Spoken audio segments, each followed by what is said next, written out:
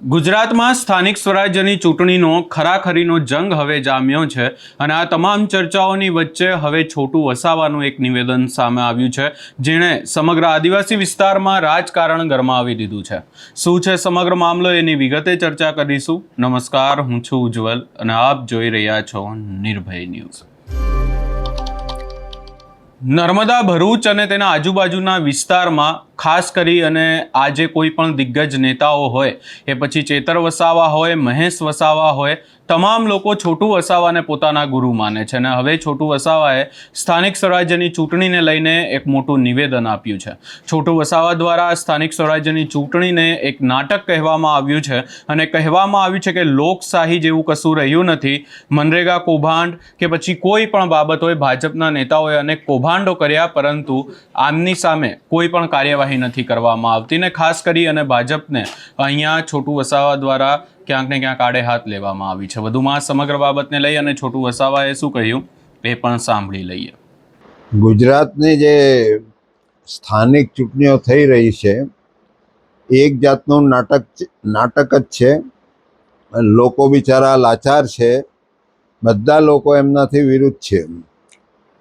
છતાં બી આ ચૂંટણી દ્વારા જે ફારસ ઊભું કર્યું છે આ લોકોએ, એ સીમાંકનનું જે તૂત ઊભું કરીને જે આદિવાસી એરિયા છે, એસસી એરિયા છે, ઓબીસી એરિયા છે, એની વસ્તી ગણતરીની કરીને ચૂંટણી થઈ ગયા પછી વસ્તી ગણતરી રાખી તો એક રાજ્યની અંદરથી જે વોટ ઓછા થયા છે, કોઈમાં 90 લાખ, કોઈમાં 91 લાખ, તો મોટા ભાગની જે પછાત જાતિઓના જે મત છે, એ મતને આ લોકોએ બહાર કરીને ચૂંટણી જીતવાની જે ચેષ્ટા કરી છે.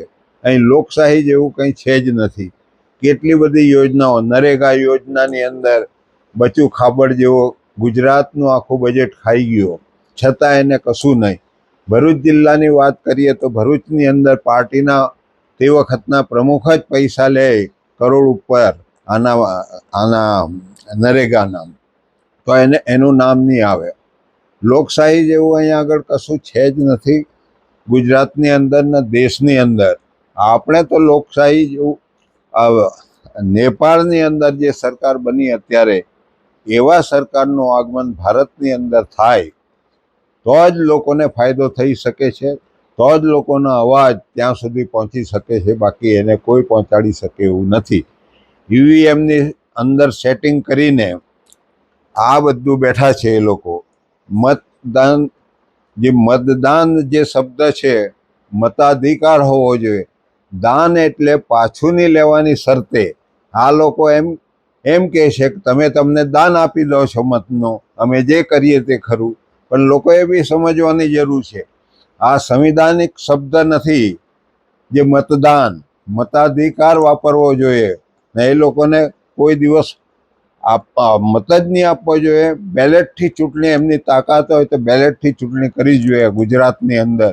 તો હું ચેલેન્જ કરી આપું કે ભાજપ જીતે છે બેલેટના રાજની અંદર, તો આપણે માનીએ કે લોકો તમારી સાથે છે. બાકી આ એક જાતની જો હુકમી અધિકારીઓ દ્વારા દબાવવાની જે કોશિશ છે, આજે દબાવી રહ્યા છે.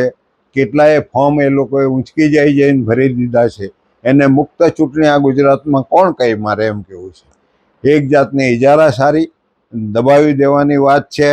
બ્રાહ્મણ રાજ, હિન્દુ રાજ કરી દેવાની જે વાત છે, તે અહીંથી ગુજરાતમાંથી શરૂ કરી છે આવી જો હુકમી કરીને. એટલે આને હું મુક્ત ચૂંટણી કહેવા માંગતો નથી અને કહેતો પણ નથી. ગુજરાતમાં સ્થાનિક ચૂંટણીઓમાં અમારી બાપ પાર્ટી દ્વારા પણ ઉમેદવાર અમે મૂક્યા છે, ભરૂચ જિલ્લામાં બી અને ડાંગની અંદર પણ લડે છે. અને ગુજરાતના ઉત્તર ગુજરાતની અંદર પણ દાહોદ છે, એ બાજુ અમારા ઉમેદવારો છે. એ ઉમેદવારોને લોકોએ મત આપીને ચૂંટવા જોઈએ, જેથી આ કોલસા કાઢવાની જે ચેષ્ટા કરી રહ્યા છે, જે અમારી જમીન છૂટવી લેવાની જે વાત છે, તેની અંદર આ બાપ પાર્ટી જો ચૂંટાઈને આવશે તો આનો પૂરેપૂરો બચાવ કરવા માટે મેદાનમાં આવશે. તો લોકોએ સમજીને બાપ પાર્ટીને વોટ આપવા જોઈએ. મોંઘવારી પણ એટલી બધી થઈ જવાની છે આ યુદ્ધના લીધે, એટલે કોઈ જીવી શકે એવું છે નથી આ ગુજરાતની અંદર. આજે પણ મોંઘવારી છે, ડીઝલ નથી મળતું, પેટ્રોલ નથી મળતું. એ સ્થિતિ ચૂંટણી થઈ ગયા પછી હાવ નથી મળવાનું, એ પણ લોકોએ જાણી લેવાની જરૂર છે. એટલા માટે બાપ પાર્ટીને અમે ઉતારી છે અને તમે બાપ પાર્ટીને મત આપજો. આ અવાજ ત્યાં આગળ રજૂ થાય, મોંઘવારી ઓછી થાય અને આ જમીનો આદિવાસીઓને અને બીજા લોકોની આ વિસ્તારમાં છે એ છીનવાઈ નહીં જાય.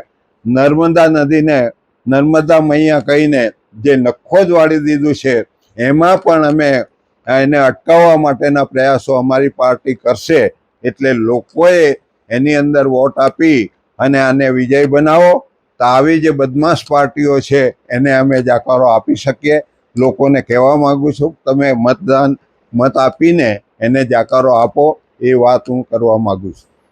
ચેતર વસાવા હોય, મહેશ વસાવા હોય કે મનસુખ વસાવા હોય, પરંતુ જ્યારે છોટું વસાવાનું નિવેદન સામે આવે છે ત્યારે ક્યાંક ને ક્યાંક ચિત્ર સ્પષ્ટ એવો થઈ જાય છે કે આદિવાસી વિસ્તારમાં હાલ રાજકારણ ગરમાયેલું છે.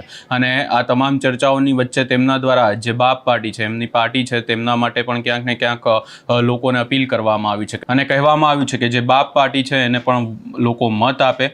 હવે જોવાનું રહેશે કે આગામી સમયમાં ખાસ કરી અને ચૂંટણી પછી જ્યારે પરિણામો આવે છે ત્યારે શું ચિત્ર રહે છે આદિવાસી વિસ્તારનો. આ સમગ્ર બાબતે તમારો શું અભિપ્રાય છે એ અમને કમેન્ટ કરી જરૂર જણાવશો ને અમારી ચેનલ નિર્ભય ન્યૂઝને લાઇક, શેર, સબસ્ક્રાઇબ કરવાનું ભૂલશો નહીં.